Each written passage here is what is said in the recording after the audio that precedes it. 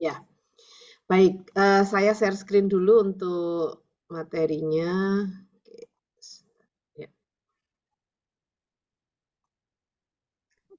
Apakah sudah terlihat? Recording Ya, Ibu. Sudah ya. Oke. Ya, jadi ini bahasan kali ini ya terkait dengan Vigostalk seri pertama, yaitu tentang alternatif pengganti skripsi, atau kita di fakultas itu nyebutnya APS ya, lebih mudahnya alternatif pengganti skripsi. Kenapa ini perlu disosialisasikan? Karena sebenarnya APS ini adalah merupakan kebijakan dari universitas ya. Kebijakan ini dituangkan dalam bentuk SK Rektor nomor 984 garing 2.3 garing AU garing 02.2 titik ya 00 kemudian garing B garing Kep garing 5 Romawi garing 2023. Yang ini kemudian kita tindak lanjuti dengan, mohon di mute Mbak ya, mohon di mute dulu. Ya, dan ini kita tindak lanjuti dengan SK Dekan ya nomor sekian 825 bulan Oktober ya. Jadi ini di bulan Oktober kami menindaklanjuti dengan SK Dekan. Kemudian nanti kita akan sampaikan ya di kesempatan ini terkait dengan SIM Sapu Jagat. Mungkin tidak akan secara detail karena nanti detailnya akan dibahas di prodi masing-masing oleh Kaprodi. Di tingkat fakultas kami akan memantik begitu ya untuk diskusi beberapa hal nanti secara detail itu nanti kami akan minta bantuan dari teman-teman Kaprodi untuk mengawal gitu ya. Baik.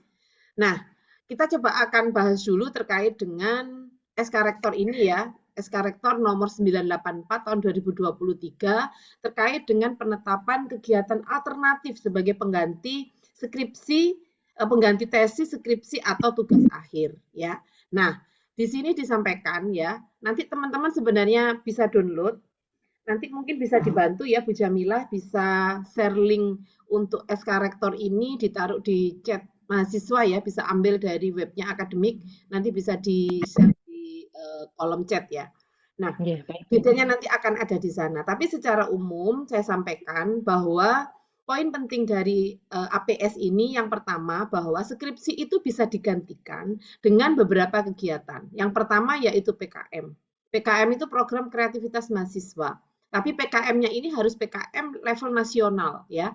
Jadi nasional ini nanti lolos seperti kayak PIMNAS itu ya, maka itu nanti bisa diklaim untuk menggantikan skripsi. Kemudian magang kerja industri selama 1 semester ya, full 20 SKS. Kemudian ada karya monumental atau teknologi tepat guna. Kemudian ada penulisan artikel ilmiah yang dipublikasikan pada jurnal ilmiah atau proceeding ilmiah. Serta lomba tingkat nasional atau internasional sesuai keilmuan. Tidak semua lomba ya. Jadi misalnya lomba pencak silat, Anda prodinya TLM ya nggak cocok, kan bukan keilmuannya gitu ya. Jadi lomba ini adalah lomba sesuai keilmuan. Nah, dari beberapa ini 1, 2, 3, 4, 5.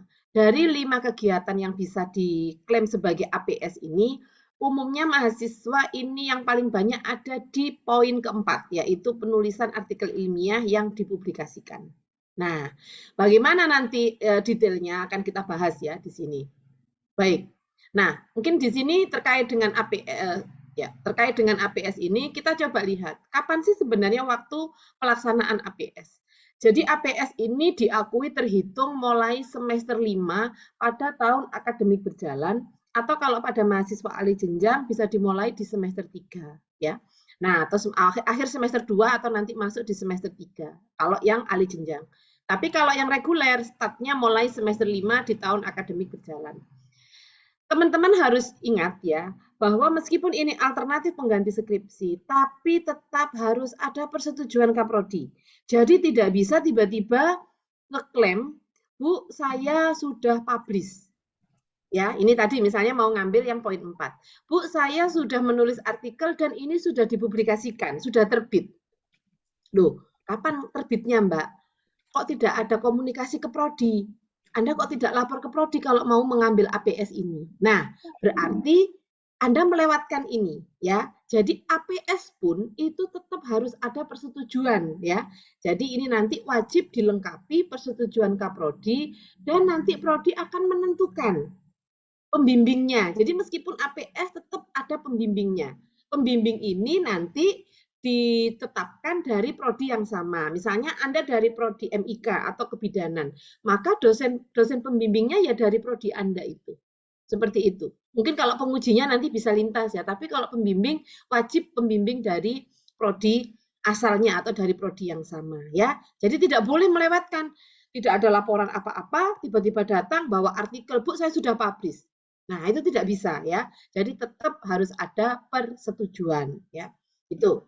Kemudian, nah di apa namanya SK Rektor dan juga dijabarkan lagi diperjelas di SK Dekan ini ya. SK Dekan ini terkait dengan kegiatan alternatif sebagai pengganti skripsi atau tugas akhir dan standar penilaian skripsinya.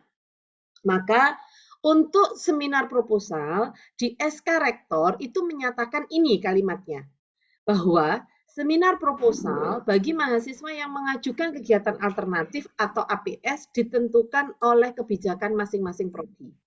Ya, nah karena pernyataan atau statement di SK ini seperti ini, kami di fakultas merumuskan kebijakan, memutuskan bahwa untuk kebijakan di Fakultas Ilmu Kesehatan sendiri, mahasiswa tetap wajib mengikuti seminar proposal dengan tetap memperhatikan aspek efisiensi dan efektivitas serta tidak memberatkan mahasiswa. Jadi tetap ada seminar proposal ya teman-teman, meskipun Anda ambil APS gitu ya. Jadi tidak boleh, oh saya ambil APS biar saya nggak ujian, nggak bisa begitu ya. Jadi mungkin jangan dilihat itu sebagai ujian, enggak. Itu mungkin sebagai bentuk klarifikasi atau konfirmasi dari penguji terhadap karya Anda begitu ya, atau rencana penelitian Anda itu ya. Jadi kalau di Vikas kita kebijakannya tetap ada seminar proposal, namun dengan memperhatikan aspek-aspek ini ya. Jadi tidak memberatkan mahasiswa ya, efektif, efisien, tidak memberatkan. Nah, bagaimana dengan ujian skripsi atau tugas akhir? Mahasiswa dengan APS ya, Anda nanti misalnya ngambil APS, maka Anda akan dibebaskan dari ujian skripsi atau tugas akhir ya, yang nantinya digantikan dengan proses validasi dokumen. Validasi dokumen itu seperti apa, Bu? Nah, validasi dokumen ini nantinya tim validator akan dibentuk oleh Kaprodi ya, yang terdiri dari penguji seminar proposal Anda dan ada tambahan 1 orang penguji sehingga nanti totalnya ada 3 orang. Jadi 1 dosen pembimbing Anda dan 2 orang tim validator dari pengujinya. Nah, sudah nggak ada proses ujian tapi ini akan memvalidasi dokumen. Jadi tetap perlu validasi ya. Itu. Jadi makanya kenapa tadi pada saat mau memutuskan APS, tidak bisa tiba-tiba langsung, Bu, ini artikel saya. Nah, prosesnya bagaimana? Kan kita tidak tahu, itu tidak bisa kita akui, begitu ya. Baik. Nah, kemudian bagaimana untuk berita acara pada mahasiswa yang berita acara ujiannya ya pada mahasiswa yang menggunakan APS ini atau yang mengambil APS ini. Jadi nanti berita acaranya akan berisi screenshot bukti terbit di jurnal terakreditasi atas publikasinya tadi ya artikelnya ya, atau jurnal bereputasi internasional terindeks Scopus atau WOS ya, Web of Science, atau proceeding internasional ber-ISSN. Nah, kemudian juga, ini ketutupan ya. Jadi hasil ini kemudian juga disertakan hasil cek plagiasi dari artikel ilmiahnya, ya itu. Nah, nantinya setiap artikel ilmiah atau haki ya wajib menyantumkan nama dosen pembimbing sebagai salah satu pencipta. Jadi nggak boleh Anda nulis sendiri ya, pembimbingnya juga harus diikutkan atau harus dicantumkan namanya. Ya, ini untuk berita acara. Nah, saya masih di ini karena bahasnya APS ya. Jadi di APS sendiri ini nanti ada kita kan nanti teman-teman di ujung masa studi itu kan akan ada yudisium ya, yudisium dan wisuda. Nah, bagi mahasiswa yang menempuh jalur reguler itu non APS ya, yang biasa jalur skripsi biasa, maka nanti syarat yudisium itu adalah submit artikel sebagai syarat yudisium. Jadi submit artikel. Untuk letter of acceptance-nya atau LOE dari jurnalnya ya, itu nanti sebagai syarat wisuda. Tapi beda cerita kalau Anda mengambil APS. Maka LOA atau artikel terpublish itu adalah sebagai syarat yudisium ya. Jadi ini sebagai syarat yudisium itu. Nah, ini mungkin ada yang kurang, sebentar saya tambahkan dulu. Ini tadi nggak kelihatan ya. Nah, ini. Terus ini bukti tapi sebagai syarat yudisium. Ya. Oke. Ya. Jadi, kalau misalnya ambil jalur yang reguler ya, maka untuk syarat yudisium itu cukup submit artikel. Submit artikelnya itu di archive itu ya, nanti sebagai syarat yudisium. Tapi LOA-nya tidak wajib ya untuk syarat yudisium. Tapi untuk syarat nanti wisuda. Sedangkan untuk yang jalur non reguler ya, jalur non regulernya ini kan APS tadi ya. Nah, APS kan agak berbeda. Maka ini nanti bukti terbit atau LOA ya atas artikelnya itu sebagai syarat yudisium ya. Jadi berbeda ya syaratnya ya. Nah, kebijakan yudisium yang terbaru ini nanti dilakukan setiap bulan dan wisuda itu dijadwalkan sewaktu-waktu berdasarkan terpenuhinya kuota. Ya, ini untuk syarat yudisium wisuda berdasarkan alternatif kegiatan yang dipilih tadi. Nah, ini saya sampaikan ya, biar teman-teman mendapatkan pemahaman yang utuh. Jadi, ini kok. Nah, oke. Ya. Jadi ini kan tadi ya kebijakan terkait dengan jalur skripsi tadi. Jadi kalau kita cermati, berarti kita di Fikes ini akan ada 4 jalur ya. Jadi sebenarnya 2 jalur. Tapi di sini ada jalur apa ya istilahnya ya? Jalur bukan alternatif, jalur yang kita siapkan untuk memitigasi apabila ada permasalahan. Jadi harus siap kayak plan A, plan B gitu ya. Nah, secara umum jalurnya ada 2 ini, ada jalur reguler sama jalur APS. Jalur reguler sudah tidak ada masalah ya, jadi tetap tahap-tahap skripsi itu, kemudian nanti artikel di archive itu sebagai syarat yudisium, LOA-nya sebagai syarat wisuda ya. Nah, sedangkan yang jalur APS tadi nanti kegiatannya sesuai kebijakan SK APS, dibebaskan dari ujian skripsi atau tugas akhir yang diganti dengan proses validasi dokumen. Namun ini perlu untuk menjadi perhatian ya bahwa kemungkinan jalur APS ini ada potensi memperpanjang masa studi karena menunggu proses terbit. Hati-hati ya. Jadi proses terbit ini kan butuh waktu, tidak bisa kita submit besok, lusa sudah terbit, tidak bisa begitu. Itu bisa nunggu sampai berbulan-bulan. Nah, kemungkinan ini akan memperpanjang masa studi sehingga ada alternatif solusi yang nantinya bisa kita ambil apabila ada permasalahan begitu ya. Saya berharapnya tidak ada masalah kalau memang APS ya sudah lancar APS semua. Nah, di sini kita catatkan ya bahwa ada jalur reguler switch APS. Ini kejadian karena kejadian ya. Jadi awalnya dia itu milih reguler. Ternyata di tengah-tengah proses bimbingan ikut hibah karena ada tawaran hibah, ikut hibah riset dari BRIN. BRIN itu badan riset ya. Yang membuka kesempatan bagi mahasiswa untuk mengikuti penelitian. Nah, akhirnya daftar. Nah, mendaftar, alhamdulillahnya diterima. Nah, awalnya dia nggak ada milih APS. Dia ambilnya skripsinya jalur reguler. Tapi karena di tengah jalan dia ikut hibah tadi, kok ya lolos ya, ya sudah, jangan dihentikan, enggak apa-apa, itu bagus gitu ya. Nah, itu pencapaian. Nah, apa yang perlu kita inikan? Ya sudah, nanti berarti statusnya adalah dari dia reguler switch ke APS. Maka segala syarat dan ketentuan APS dia harus mengikuti. Begitu ya, termasuk bukti terbit LOA harus sudah terbit nanti sebelum 31 Agustus. Kenapa 31 Agustus? Karena penetapan Anda lulus tepat waktu 8 semester itu sebelum tanggal 31 Agustus.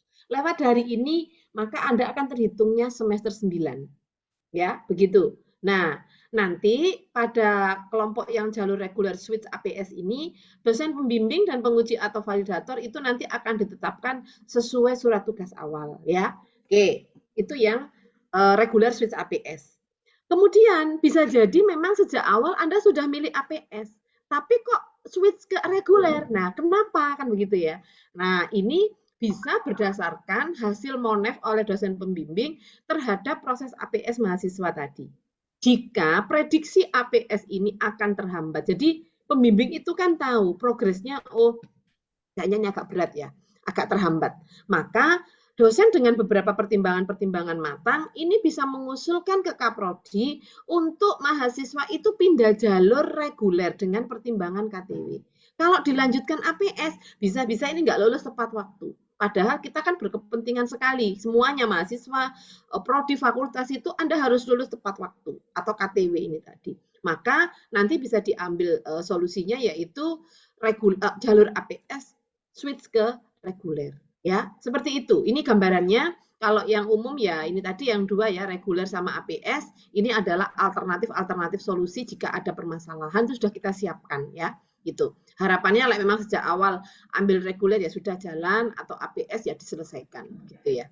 Baik. Nah, berikutnya oke, sudah. Ini yang APS ya. Nah, saya berikutnya akan lanjut terkait sosialisasi terkait dengan sapu jagat. Apa sapu jagat itu? Sapu jagat itu sistem informasi ya, pendaftaran ujian ya sampai graduasi. Jadi daftar ujian proposal sampai graduasi. Graduasi itu ujian. Kelulusan ya, wisuda. Yudisium wisuda itu dalam satu sistem ya. Sistemnya namanya sapu jagat. Ini ya, sapu jagat. Rangkaian relasinya seperti ini. Jadi nanti Anda masuknya itu ya, Anda masuknya melalui akunnya Anda sendiri, masukkan saja sapu jagat Umsida ya. Biasa sapu jagat biasa tapi pakai D, sapu jagat gitu ya. Nah, nanti di dalamnya itu kalau di akunnya prodi itu akan ada plotting ya, plotting dosen pembimbing, penawaran dosen pembimbing, kuota itu ada semua di sana. Kemudian proses bimbingan, ada seminar proposal ya, nanti mahasiswa daftar ujiannya online ya. Nanti akan divalidasi persyaratannya, akan diplotting penguji oleh Kaprodi dan nilainya online juga di sana. Kemudian sidang juga sama, yudisium ya, dan sampai wisuda. Ya, ini. Nah, jadi ini adalah sistem sapu jagat. Nah, untuk kegiatan sosialisasinya ini mulai tahapannya ya, mulai awal tahun 2023 kemarin itu sampai sosialisasi kemarin di fakultas, di prodi itu sudah kita lakukan. Nah, nanti Bapak Ibu Kaprodi untuk mahasiswa yang mungkin semester 5 ya sekarang ya, itu bisa dibuat sosialisasi gitu. Ya. Nah, nanti implementasinya ini sebenarnya sudah di semester genap kemarin ya. Nah, semester sekarang itu sudah jalan ya atau sudah running ini. Baik, mungkin itu saja yang bisa saya sampaikan. Kurang lebihnya nanti kalau ada pertanyaan monggo bisa ditanyakan ya. Saya akhiri dulu dari saya. Terima kasih. Saya kembalikan ke Bu Jamila. Oke, baik. Terima kasih Bu Evi atas pemaparannya. Baik, adik-adik mahasiswa serta Bapak Ibu semua, itu tadi adalah penjelasan dari Bu Evi terkait APS serta juga sedikit informasi tentang sapu jagat. Jika ada yang ditanyakan, monggo silahkan.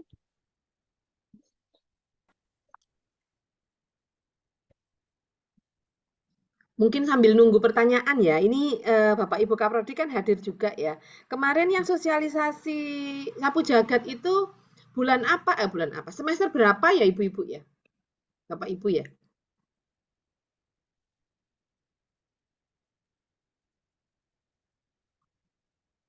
Izin menjawab Bu Evi. Oke, silakan Bu.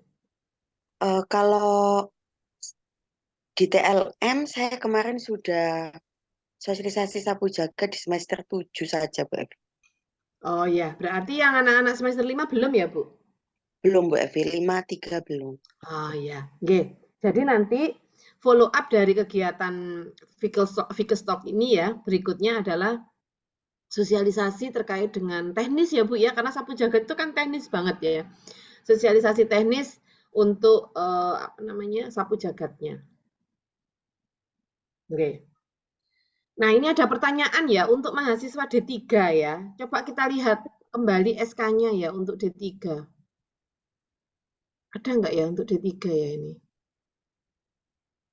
Nggak diatur ya Bu ya untuk D3 ya? Iya, Bu Evi, enggak diatur untuk yang D3. Mungkin gini, karena ini memang tidak diatur, jadi ada ruang untuk menginterpretasikan ya dari SK Rektor ya. Sebenarnya kan itu tugas skripsi, tesis, tugas akhir ya. Tugas akhir itu kan biasanya untuk mahasiswa D3 ya. Nah, cuman kembali lagi dulu ya. Mas di D3 ini yang ada ini kan fisioterapi ya. Di D3 fisioterapi itu bentuk tugas akhirnya seperti apa? Mungkin dari teman-teman prodi D3 fisioterapi bisa menyampaikan. Izin menjawab, Bu Evi. Ya, silahkan Bu Erista. Untuk mahasiswa kami dari D3 ini bentuk tugas akhirnya yang semester ini kebanyakan dalam bentuk studi kasus, Bu. Jadi bukan penelitian yang menggunakan SPSS seperti itu, Bu. Ya, oke. Baik. Berarti studi kasus ini ya berbasis pasien begitu ya, patient based gitu ya. Enggak, Nah, Bu. ya, jadi memang kalau D3 itu tidak harus penelitian secara kuantitatif atau kualitatif begitu ya. Dan itu diperbolehkan, nggak apa-apa. Kalau misalnya sudah model seperti itu, rasanya kan tidak perlu diganti alternatif pengganti skripsi kan, atau pengganti tugas akhir. Kira-kira kalau misalnya mau diganti apa? Kan begitu ya. Jadi kalau misalnya ada tadi sebentar saya coba ini kan ya. Jadi ini ada ruang sebenarnya ya untuk memaknai dari SK rektor itu terhadap kondisi ininya ya per masing-masing prodi terutama. Nah, ini kalau misalnya gini. Kalau misalnya Anda ada lomba prestasi tingkat nasional atau internasional sesuai keilmuan, maka itu untuk mahasiswa D3 bisa masuk di sini, enggak apa-apa, silahkan. Gitu ya. Jadi ini bisa menggantikan. Nah, atau misalnya penulisan artikel. Nah, artikel dari apa? Dari studi kasusnya tadi. Tapi tentunya kan ini akan lumayan bukan memudahkan gitu enggak ya. Justru ini agak berat gitu loh ya. Karena kan sebenarnya kalau artikel ilmiah itu kan sifatnya eksternal. Nah, kalau eksternal itu kan agak proses review dan sebagainya, sedangkan masa studi di D3 ini kan terbatas gitu ya. Jadi khusus untuk mahasiswa D3 fisioterapi menurut pertimbangan kami ya, karena ini juga angkatan terakhir harus segera lulus begitu ya, nggak mungkin lama-lama gitu ya di Umsida. Artinya ini kita juga harus segera mempersiapkan ya untuk penutupan prodi dan sebagainya. Maka menurut saya tetap saja sesuai dengan penugasan yang ada di prodi itu ya. Artinya bentuknya adalah studi kasus. Itu saya rasa jauh lebih mewadahi begitu ya terkait dengan KTW-nya tadi. Mungkin itu ya Bu Herista sama Mbak siapa tadi yang tanya? Mbak Safara ya? Nggih, Safara. Nggih. Nggih, Bu. Terima kasih, Bu. Ya, sama-sama. Jadi tetap aja ya tugas apa itu tadi studi kasus saja. Nggih. Oke. Ini ada pertanyaan dari Mbak Sela. Dari prodi semester 7 prodi MIK. Nggih. Nah, jika ingin kelihatan nggak ya ini saya share screen nih. Jika kita ingin terbit jurnal di Sinta, bagaimana untuk prosedur lapornya? Lalu apakah ada formulirnya untuk mengisi sebagai bukti? Maksudnya gimana ini? Anda sudah selesai ininya penelitiannya, Mbak Saila mungkin bisa open mic ya.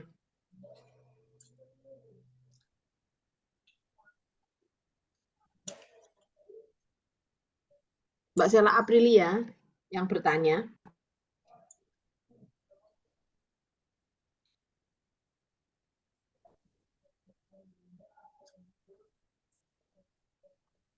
Mbak Sela bisa dibuka mic-nya, Mbak. Langsung ditanyakan langsung saja.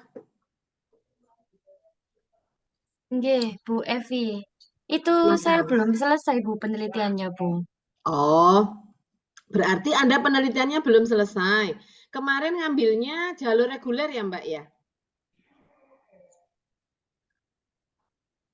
Halo? Jangan ditutup dulu, Mbak. Kalau ditanya biar cepat. Iya, Bu. Ini saya cuman bertanya seumpama gitu, Bu. Kalau misalnya saya enggak. mau ambil jalur Maksud yang saya, APS itu. sekarang kan jalur reguler kan? Nggih. Nah, kalau jalur reguler berarti seperti ini Mbak Sela. Dan teman-teman yang lainnya ya mungkin ya ini ya. Nah, nanti karena Anda ambil jalur reguler, maka tetap ada ujian akhir skripsi, Mbak. Nah, nanti untuk syarat yudisium itu pakai artikel yang di archive ya. Artikelnya kan artikel archive yang ada 7 aspek atau berapa aspek itu loh ya. Ada kok ininya nanti di archive.umsida. Nah, nanti artikel yang Anda mau submit ke Sinta tadi itu boleh Mbak, enggak apa-apa ya. Tapi nanti itu LOA-nya nanti sebagai syarat wisuda. Jadi ngamankan dulu untuk syarat yudisium itu cukup artikel di archive. Kalau mau nanti untuk yang syarat wisudanya boleh di Sinta. Nah, bagaimana caranya? Kan pertanyaannya gitu tadi ya. Nah, prosedur lapornya ya nanti kan dengan pembimbing, Mbak. Jadi publikasinya kan nanti bersama dengan pembimbing. Ya. Jadi nanti untuk lapor dan sebagainya bukti itu nanti untuk syarat wisuda ya, itu. Jadi proses saja dulu, nggak apa-apa. Nanti teknisnya diskusi dengan pembimbing. Gitu. Oke, terima kasih Bu Evi. Oke, sama-sama. Sudah ada lagi? Sudah cukup?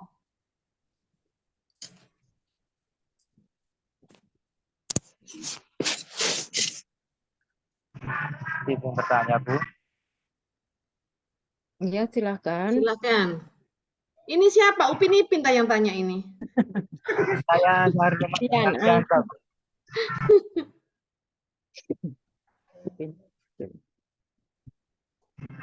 Izin bertanya, Bu. Jadi kan tadi kan ada tulisan untuk yang lomba nasional maupun internasional ya, Bu ya. Iya, terus silakan Mas. Nah, jadi kan saya tahun ini kan alhamdulillahnya kan yang lomba Pilmapres nasional PTMA diploma itu kan juara 1 ya, Bu ya, termasuk ke Indonesia nasional itu. Apakah itu bisa digunakan, Bu ya? Oke. Sebentar, juara apa, Mas? Juara Pilmapres PTMA nasional, Bu, jenjang diploma. Oh ya, kita coba lihat dulu ya keterangan ininya ya. Sebentar, saya coba buka untuk pengganti skripsi. Sebenarnya teman-teman bisa mencermati juga di sini ya. Jadi ini detailnya ada di sini, ya. Nah, kita coba lihat yang lomba ya. Tadi lomba magang industri, lomba tulisan artikel. Itu lombanya tentang apa, Mas? Mas Fian? Keilmuan, sesuai keilmuan. Itu lombanya ada pembuatan produk inovatif gitu, Bu. Nah, saya tuh saat itu buat sabun kertas gitu, Bu. Tapi belum saya buat secara banyak gitu, Bu. Oke, ini ya Mas ya. Sebentar ya, kita coba buka bersama ya. Di mana lomba itu nantinya bisa diklaimkan sebagai pengganti skripsi ya. Apakah sudah memenuhi kan begitu ya. Nah, ini ada persyaratannya Mas. Nah, persyaratannya adalah ini, mahasiswa menjuarai pertimbangan kategori juara diserahkan kepada Kaprodi. Nah, menjuarai perlombaan tingkat nasional atau internasional sesuai dengan bidang keilmuan dengan spesifikasi sebagaimana dijelaskan pada angka 10 lampiran. Kita lihat nanti ya. Nah, perlombaan diikuti secara berkelompok atau individual. Perlombaan yang diikuti secara berkelompok wajib memiliki deskripsi karya yang jelas. Mahasiswa mengikuti perlombaan dengan dibimbing oleh dosen sesuai roadmap penelitiannya. Sama dibimbing siapa, Mas? Untuk saat lomba itu dosennya Bu Galuh sendiri, Bu. Bu Galuh. Oke, dibimbing oleh Bu Galuh ya. Nah, kemudian mahasiswa menyusun artikel ilmiah atau video artikel atau gambar artikel yang berisi tentang deskripsi karya yang dihasilkan sebelum, saat, dan pasca perlombaan. Artikel hasil lomba disusun secara perorangan. Artikel tersebut wajib terbit pada minimal jurnal terindeks Garuda. Jadi ini Mas, jadi tidak hanya sampean nyerahkan sertifikat, kemudian saya ngeklaim saya nggak ikut skripsi, tidak begitu. Jadi tetap ada syarat-syaratnya seperti ini ya. Bu Galuh kan masih menyimak ya Bu ya? Masih Bu Evi. Oke, nah ini kasusnya kan Mas Fian menyampaikan bahwa pernah menang gitu ya lomba nasional di PTMA. Nah kalau misalnya mau diklaim, kita coba cermati bersama-sama bagaimana persyaratan dan luarannya, begitu ya. Nah kemudian ini nomor 7. mahasiswa dibebaskan dari ujian skripsi atau tugas akhir dan mendapat nilai A untuk tugas akhirnya. Untuk nomor 7, apabila telah memenuhi langkah ketentuan-ketentuan 1 sampai 6 ini. Kemudian luarannya. Nah, luarannya bagaimana? Luarannya ini kan nomor 7. Ya. Luarannya ya yang pertama adalah artikel ilmiah berdasarkan template pada archive. Nah, titik ya. Jika sudah terbit di jurnal luar UMSIDA, dapat menggunakan template jurnal tersebut dengan ketentuan dan seterusnya. Ini detailnya ya. Nah, kemudian luarannya ada video poster. Kemudian ada data mentah, video, gambar artikel, ada bukti terbit, dan seterusnya. Ada berita acara verifikasi tadi, diganti dengan laporan hasil lomba dan bukti kemenangan, kemudian hasil cek kesamaan, lembar pengesahannya diganti dengan ini, dan salindia atau PPT-nya adalah dari yang lomba tadi. Nah, ini semua nanti diunggah pada archive sebagai pengganti skripsi. Begitu, Mas Fian. Baik, Bu, terima kasih. Ya, nanti monggo kalau mau mencermati tadi linknya sudah di-share di kolom chat ya. Itu. Silahkan kalau ada yang lain. Bu Jamila mungkin bisa di-share daftar hadirnya ya teman-teman ya. Oh sudah ya, sudah di-share. Saya share. Permisi Bu Evi, izin bertanya. Silahkan. Oh sebentar. Saya lanjutkan dulu Mas Fian ya, tahan dulu Mbak, sebentar. Mas Fian, tadi ada ketentuan terkait lomba ya. Perlombaan tingkat nasional adalah perlombaan yang memiliki kriteria, ini tambahannya ya Mas ya. Diselenggarakan oleh universitas dengan status akreditasi minimal B atau BUMN atau perusahaan multinasional dan diikuti oleh peserta minimal 5 provinsi. Kalau PTMA ya saya yakin sudah nggak ada masalah ya. Oke, itu. Monggo Mbak Putri, silahkan. Iya Bu, izin bertanya. Di ketentuan tadi juga terdapat ada magang kerja industri. Untuk magang kerja industri ini apakah dilaksanakan secara individu dan ada ketentuan dari rumah sakit, ada ketentuan dari pihak UNIFKA terkait rumah sakitnya atau bagaimana Ibu? Ya, jadi ini Mbak Putri dari prodi apa? Dari TLM Bu. Dari TLM ya. Bedakan magang industri dengan magang yang terjadwal kurikulum. Berbeda ya Mbak ya. Kalau magang PKL Anda itu adalah magang kurikulum. Jadi memang sudah terjadwal di kurikulum pada semester sekian SKS begitu ya. Nah, sedangkan magang industri ini dilakukan penuh selama minimal 1 semester dengan konversi 20 SKS. Dan itu full magangnya. Seperti kayak magang MBKM itu ya, magang bersertifikat MSIB ya, itu atau magang kalau dulu magang-magang BUMN itu ya, itu adalah magang industri. Nah, ini ketentuan syaratnya. Tadi yang ditanyakan apa ya? Diulang lagi. Apakah apa tadi Mbak Putri? Apakah ini ada ketentuan dari pihak UNIF terkait jenis rumah sakit dan Oh ya, oke ya. Tentunya kalau itu memang mau mengikuti magang industri sebagai bagian dari MBKM itu sebenarnya bisa diklaim di sini, tapi itu harus by design. Jadi direncanakan di awal. Dan itu tentunya melibatkan melibatkan peran serta intensif dari prodi untuk penentuan lahan prakteknya. Seperti itu, Mbak ya. Nah, ini ketentuannya untuk persyaratan. Magang industri ini ya adalah kegiatan magang yang dilaksanakan jasa di luar mata kuliah PKL, magang, PPL yang ditetapkan prodi dalam pedoman akademik. Jadi kalau di TLM itu kan ada 2 kali PKL ya, itu nggak bisa diklaim sebagai magang untuk menggantikan skripsi ya, enggak bisa ya. Nah, itu. Tentunya ada Mbak ya, nanti ada luaran wajib, kemudian nanti ada ketentuan lain terkait dengan jenis industri, rentang waktu, dan seterusnya akan ditentukan oleh pihak mitra ya, biasanya seperti itu. Terus untuk luarannya ada artikel juga ya, jadi sama ya. Meskipun magang pun itu nanti kan harus ada luaran untuk mengganti sebagai pengganti skripsi tadi, tapi ini disesuaikan ya, disesuaikan sesuai dengan jenis penggantinya, seperti itu. Saya rasa ini sudah Sudah cukup menjawab kok. Sudah cukup detail di sini. Oke, gitu ya Mbak ya.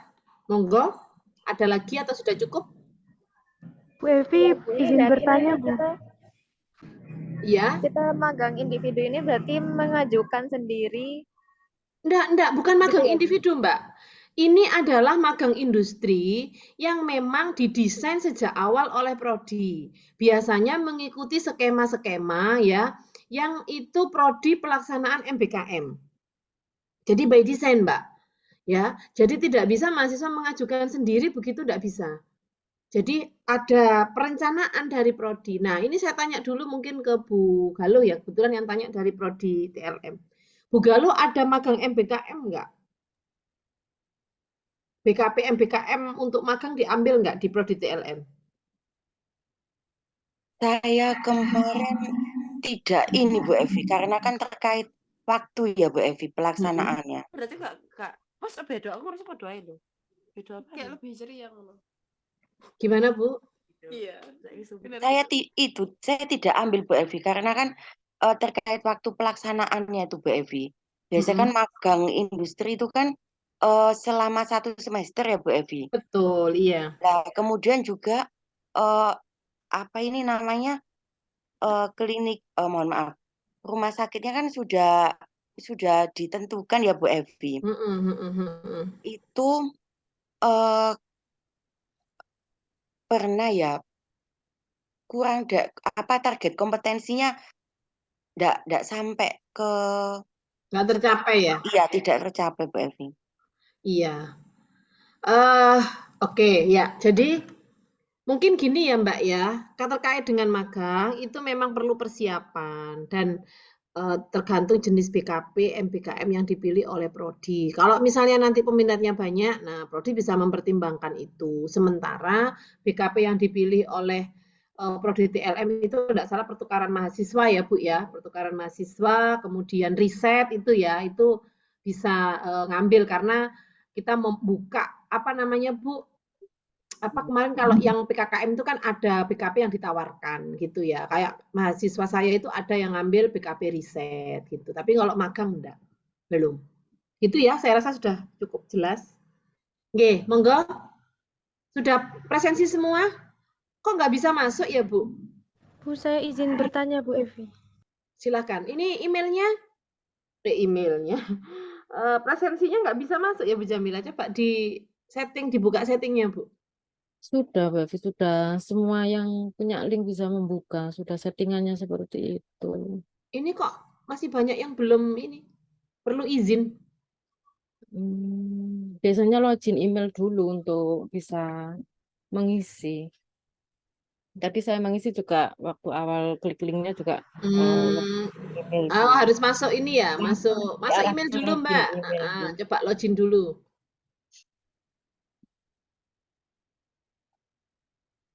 Atau mungkin jika tetap tidak bisa, barangkali ada temannya yang bisa masuk, mungkin bisa titip lewat temannya begitu. Ini sudah ada 4 orang yang menjawab. Oh, tapi ini Bu, ini dari struktural semua yang menjawab. Oke. Berarti memang belum ini, harus di ini kan kayaknya setelannya harus diubah ini. Sebentar Bu, cek dulu. Email Sida saja Bu itu yang bisa. Iya, batasi untuk batasi untuk pengguna dan ya sudah saya buka. Coba di ini Mbak, coba di login Mbak, diisi lagi Mbak. Sudah bisa atau belum?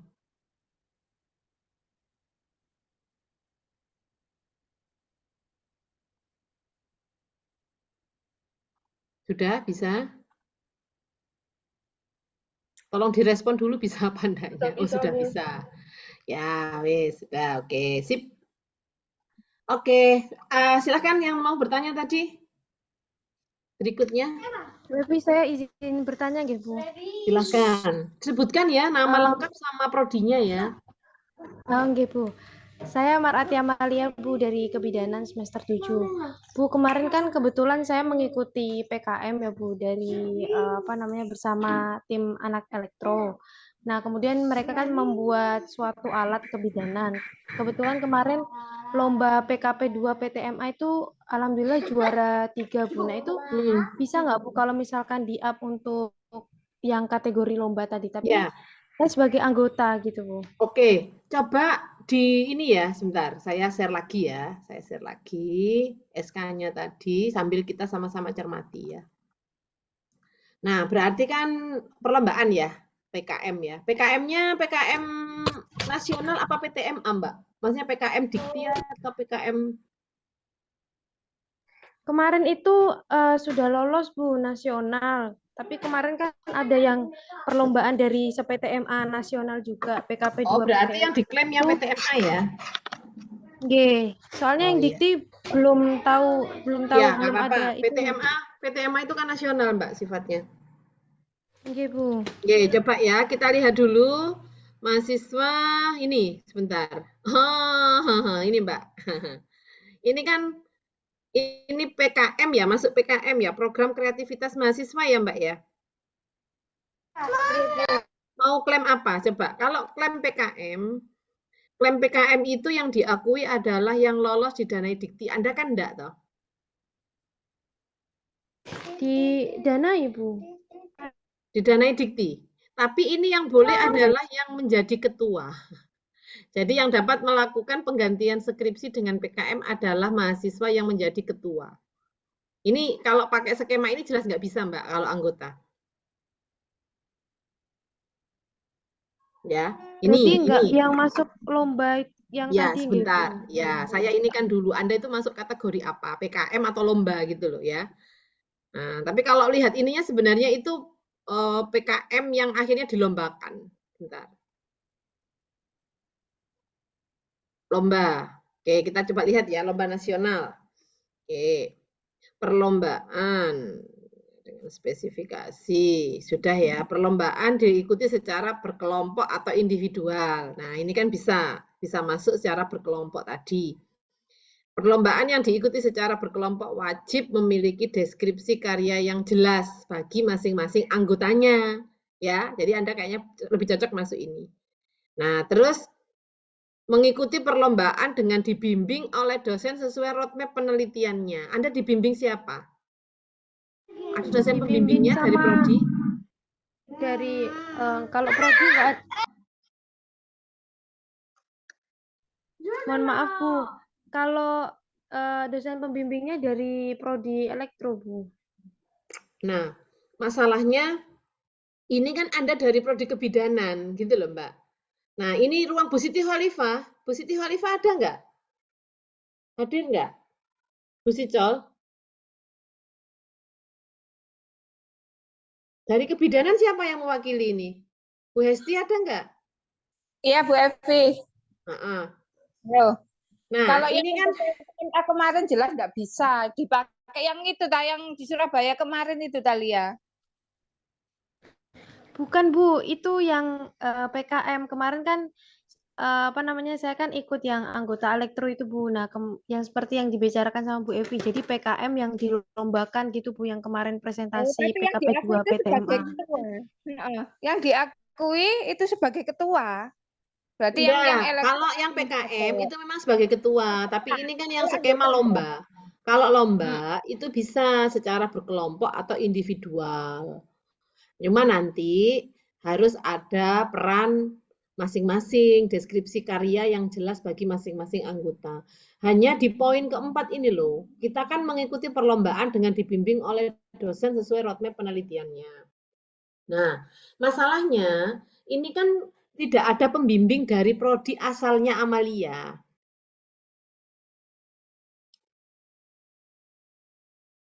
Tapi dosen pembimbingnya adalah dari prodi elektro. Begitu.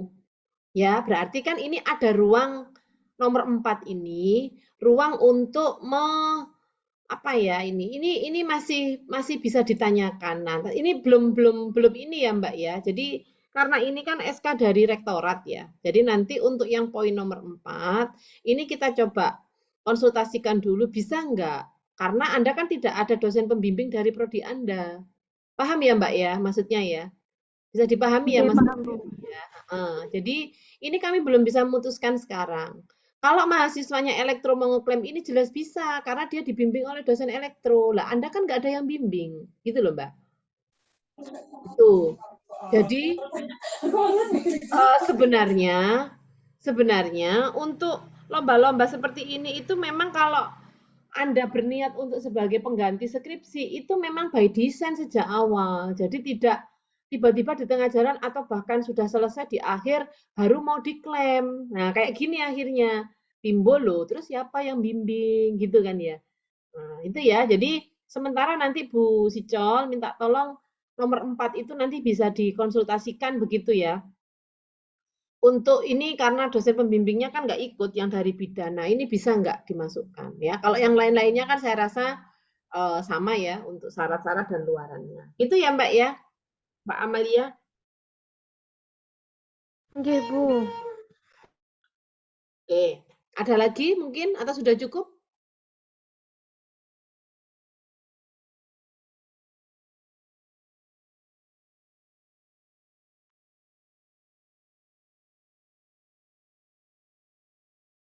Ya intinya mau ambil APS atau mau tetap ikut jalur reguler itu pilihan ya. Mahasiswa itu diberi banyak alternatif pilihan. Monggo silahkan ya dengan dipertimbangkan matang-matang ya. Karena semuanya kan tetap berproses. Jadi bukan berarti oh saya tak ngambil pengganti skripsi misalnya ya, ben aku gak ujian. Nah, itu wis salah niat. Gitu loh ya. Jadi kalau niatnya itu aku nyopo APS ben gak ujian, nah itu jelas salah, harus ditata dulu niatnya ya. Nah, harapannya dari fakultas dan prodi mau jalur apapun yang dipilih itu harapannya bisa membantu Anda ya, itu bisa lulus tepat waktu. Seperti itu ya gambarannya. Monggo kalau sudah tidak ada saya kembalikan ke Bu Jamilah. Oke, Bu Evi. Baik, dari mahasiswa apakah sudah cukup jelas ataukah masih ada yang ditanyakan? Silakan. Bisa via chat ya untuk pertanyaannya, barangkali untuk menyampaikan secara langsung agak-agak gimana gitu boleh dengan chat, atau yang mau menyampaikan langsung juga boleh.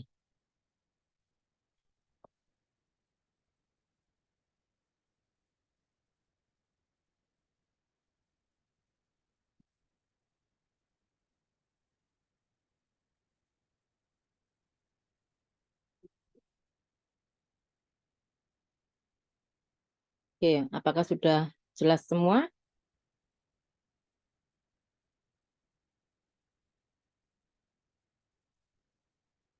Sudah tidak ada pertanyaan? Sudah pas kayaknya, Bu. Iya.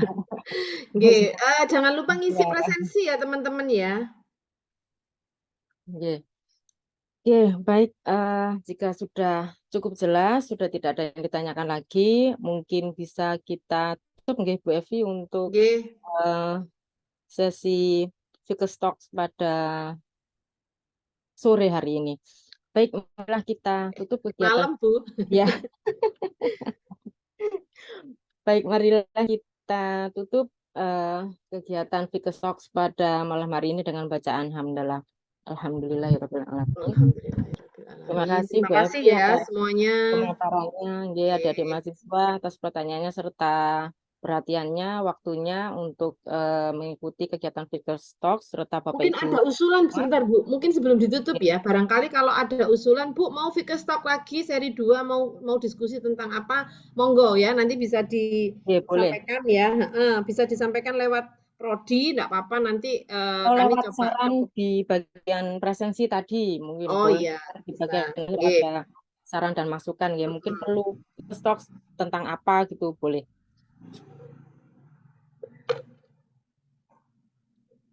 Ya, baik, mungkin seperti itu, kurang lebihnya dari saya sampaikan mohon maaf. Terima kasih semuanya Bapak Ibu dan adik-adik mahasiswa. Fastabiqul khairat. Wassalamualaikum warahmatullahi wabarakatuh. Waalaikumsalam. Waalaikumsalam warahmatullahi wabarakatuh.